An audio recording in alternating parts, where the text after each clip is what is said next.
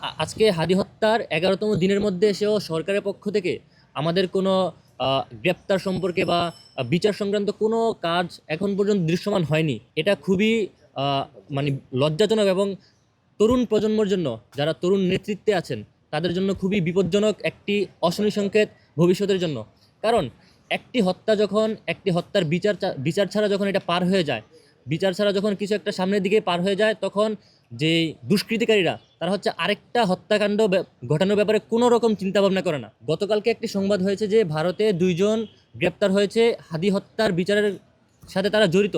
কিন্তু পরে হচ্ছে ভারত মিডিয়া বলছে যে এটা কোনো নজির নেই। অর্থাৎ মানে কি যে একটা আহ, খেলা চলতেছে তাদের মধ্যে, এটা হচ্ছে আমাদের মানে বোঝার কোনো ইয়ত্তা নেই। আর আমরা দেখতে পাচ্ছি যে সামনে নির্বাচন, সামনে নির্বাচনকে রেখে তারা হচ্ছে চাইতেছে যে হাদি হত্যার বিচারে নিয়ে বিক্ষোভ মিছিল এগুলো হচ্ছে নির্বাচনকে বিঘ্ন করবে।